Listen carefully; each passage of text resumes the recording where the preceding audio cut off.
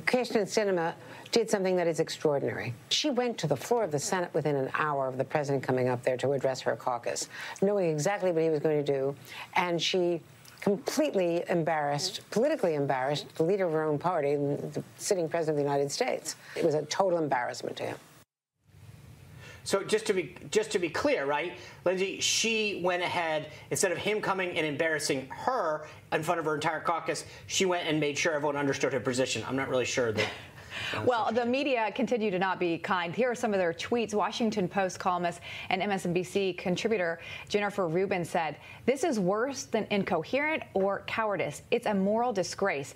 Keith Olbermann said Sinema needs to resign or be removed from office immediately. And MSNBC's Lawrence O'Donnell said Sinema delivered the Senate's stupidest speech by a Democrat. That's a quote. Yeah, I hope she doesn't really care what any of those three people say. Our next guest is not giving up the fight to save our elections. Take a listen. At the same time, Democrats require you to put on a mask, show your papers and an ID to get a Big Mac at McDonald's. They want to allow the federal government to stop states from requiring a photo ID to vote. This is ridiculous. You know, we've seen Democrats be pretty hard on Georgia for their voting rights, saying that there's voter suppression there. The president was obviously there earlier this week calling that out. You even had CNN earlier this week point out that one of the most Democratic states has even stricter rules than Georgia. Imagine that. Listen to this. Yeah. New York is one of the most reliably Democratic states in the United States, and New York requires people to request absentee ballots, just like the new Georgia law does.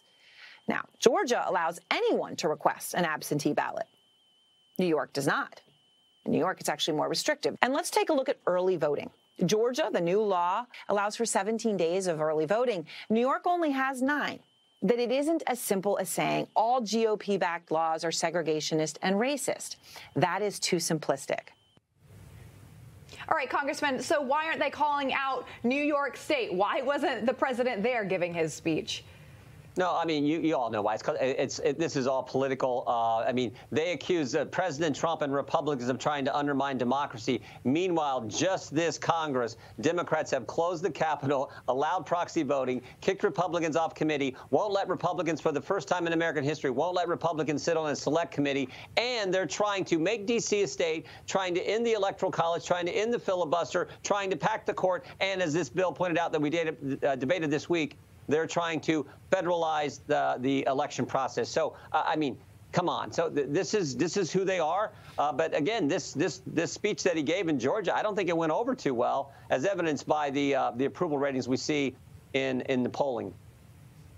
You know what I don't like, Congressman? When I listen to Aaron Burnett say that, there's this assumption that we're like racing to figure out how many extra days of voting we can give. Like, I think that there's a reason we have an election day. And if you can't vote on election day, and there are legitimate concerns about doing that, I got it. But then you vote absentee. You pick up the phone or you do whatever, send an email and say, send me an absentee ballot. I'm a registered voter. They send it to the person who requests it, and they send it back, right? Maybe if you want to have a discussion about giving out free postage, I don't actually think that would be a bad idea. Make sure that there's no impediment to voting. But this idea that somehow you care more if you allow someone to start voting in June or July or March of the year before, at some point, we don't actually have an election if every day is election day. Right. Right. No, I couldn't agree more. But I think the American people, they see it the way we do. There's a reason that his approval ratings are at 33%. I mean, frankly, I want to meet these 33%. I don't know how it can be that high. I mean, record crime, record inflation, record illegal immigration, crazy things they're trying to do with our election laws. I mean, you can, the things they are attacking our liberties, our First Amendment. So I'm surprised that it's even, frankly, that high. But again, I think this just shows how weak a position President Biden's in. And that is, frankly, that's not good for the country to have a commander-in-chief viewed as this commander-in-chief is now viewed. So I'm concerned about that. But the American people see through it. And we're seeing the American people change. We saw it 2 months ago in Virginia. Governor Youngkin will be sworn in tomorrow. We saw it in Kenosha. We're seeing it play out where Americans are pushing back against it. We saw the good decision we got from the Supreme Court. So I think things are moving in the right direction to push back on the crazy agenda of the Democrats. Congressman, you talk about the weakness of this president. Politico is reporting that former President Bill Clinton is actually whipping for the White House to try to get Kyrsten Sinema to align with them on this voting bill. One, what's your reaction to that? Does that show weakness in your mind? And also, we're seeing maybe the Clintons trying to pop their head out, get back into politics here. Some people say this is for a Hillary run in 2024. Yeah, well, the Clintons are never going to leave Democrat politics. I think that's for sure. As far as the attacks go on Senator Sinema, I mean, Senator Sinema is representing her state. She's doing what she told the voters in her state she was going to do. God bless her for that. And yet she gets attacked by the left because she won't go along with their radical agenda. I appreciate her position, Senator Manchin's position. We'll see what difference Bill Clinton's conversations with those individuals have. My guess is probably not much. Congressman, when I introduced you, I said ranking member on the Judiciary Committee, Jim Jordan. I have every belief that you guys are going to take back the majority, and then you become Chairman Jim Jordan again. The Democrats kicked you and several other people off being named on the January 6th committee. So, number one, will you as a chairman and support whoever the speaker is at the time, whether it's McCarthy or someone else, doing the same to the Democrats as they did to you guys, number one? And number two, would you as chairman of the Judiciary Committee support articles of impeachment against Joe Biden? So first of all, I think the speaker is going to be Kevin McCarthy. I do think we can win this back. We shouldn't get overconfident. We should campaign like crazy and win this, win the majority back, and then Kevin will be the Speaker of the House. We should do the investigations that need to be done. I want to point out something. Think about what happened a couple days ago, all in the same day. Joe Biden gives a speech in Georgia calling American citizens terrorists.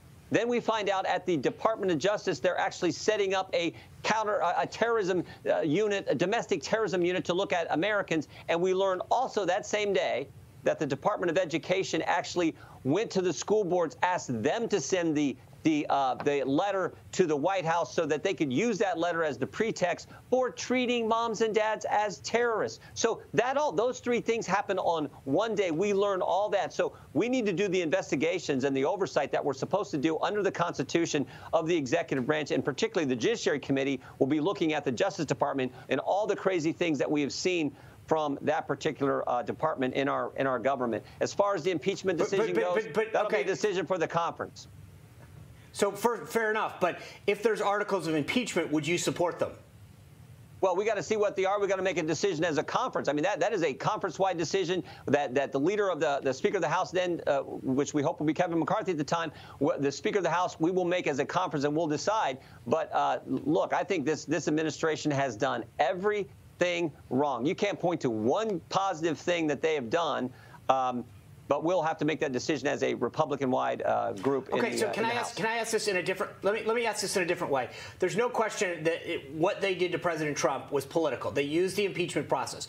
As a Republican, do you think that it's fair game to use the same tactics that they used, or should we be better than them? I want your take on that. Oh no! I've been clear about this, Sean.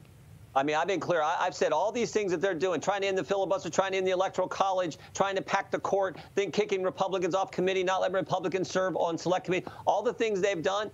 If it's good for one side, it's good for the other. So if they're going to cross this bridge and they're going to continue to do these crazy things, then if it's good for them, it's good for us as well. So I'm definitely open to doing all the things that need to be done, I think, to point that out. Okay. Congressman, you talk about these failures of this presidency. Our own White House correspondent, James Rosen, he actually asked Press Secretary Jen Psaki about those and asked if Biden owns his failures. Here was her response. So your answer is yes, he owns the job creation, he owns the low unemployment rate, and he also owns inflation, correct? I think any president should own everything happening in the country, and the president certainly sees it that way. Congressman, do you feel like that's been representative of Biden's own words? Well, I mean, I don't know. I know the American people see it that way. Like I said, there's a reason his approval rating is at 33%. because the country knows what we had just a year ago, where we had a secure border, we now have chaos, where we had stable prices, we now have 40-year high inflation, where we had safe streets, we have now record crime. I mean, you could just keep going on, where we were respected around the world and treated appropriately, and not like we were treated in Anchorage, Alaska, where the Chinese counterpart let Secretary Blinken just have it and called us all kinds of names. That would not happen in a Trump administration. Mike Pompeo would have got up and flipped the table over. So the American people see it for what it is. So, yeah, they own all this, whether they admit it or not, as reflected by the approval rating that they get from the American people.